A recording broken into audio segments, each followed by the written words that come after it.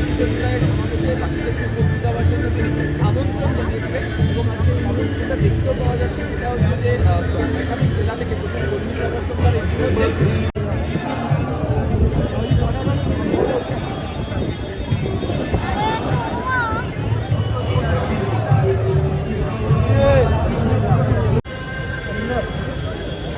Live start.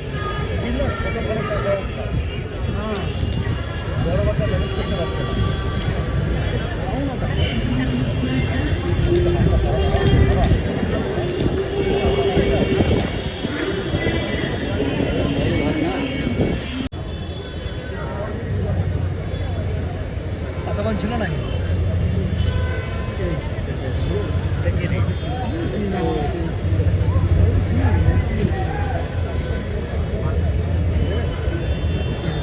দুবার পা ছিল থার্ড টাইম হবে তাই।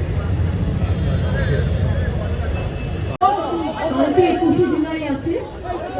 আপনারা জানেন 21শে জুলাইতে আমরা সকল শহীদদের সম্মানে স্মরণে 21শে জুলাই আন্দোলনে যারা শহীদ হয়েছিলেন তাদের সহ বিভিন্ন জন আন্দোলনে যারা শহীদ হয়েছে তাদের সকলকে আমরা শ্রদ্ধার্ঘ্য নিবেদন করি। আর আমাদের যত ইলেকশন হয় মামাটি মানুষকে ধন্যবাদ জানিয়ে 21শে জুলাইটাকেই আমরা বেছে নিই মামাটি মানুষকে ধন্যবাদ জ্ঞাপন করবার জন্য, মামাটি মানুষ দিবস হিসেবে পালন করবার জন্য। 21শে জুলাই আমরা কিন্তু কোনো কিছু অর্গানাইজ করি না প্যান্ডেলটুকু ছাড়া, বাদ বাকি সবটা কর্মীরা নিজেদের টানে আসেন এবং কত দূর দূর থেকে জেলা থেকে আসেন, কত দূর দূর থেকে হেঁটেও আসেন। আমার সবার কাছে একটাই অনুরোধ থাকবে, শান্তিপূর্ণভাবে মাথা ঠান্ডা করে সবাই আসবেন। আর যারা বাসে আসবেন অনেক দূরে দূরে জেলা থেকে, বাসের ড্রাইভারকে বলবেন আস্তে চালাতে, জোরে যেন না চালায় যাতে কোনো অ্যাক্সিডেন্ট না হয়। আমি পুলিশকেও বলেছি ব্যাপারটা দেখে রাখতে।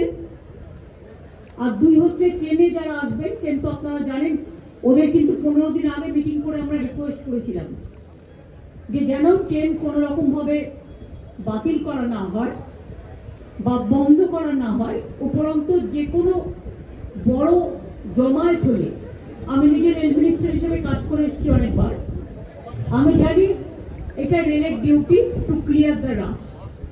এখানে ফ্রিকোয়েন্সি বাড়ায়, ট্রেনের সংখ্যাটা বাড়ে কি করে, ফ্রিকোয়েন্সি বাড়ায়। সুতরাং আমি আশা করব রেলেও যারা আসবেন এবং রেল পরিষেবা যেন ঠিক মতো থাকে। আমরা আবেদন করছি, আগাম বলে রাখছি।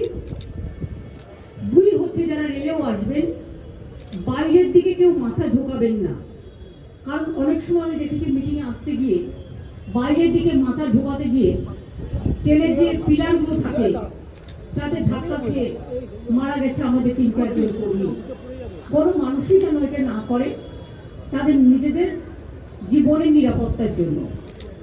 এইটুকু বলে গেলাম।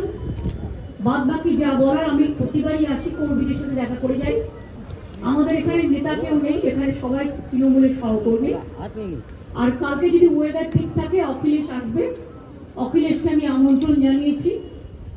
আমরা প্রত্যেকবারই চেষ্টা করি কাউকে না কাউকে নতুন করে নিয়ে আসার। এছাড়াও বুদ্ধিজীবীদেরও অনেককেই আমরা আমন্ত্রণ জানিয়েছি যারা প্রতিবারই থাকেন। তার কারণ এটা যদি কেউ মনে করেন রাজনৈতিক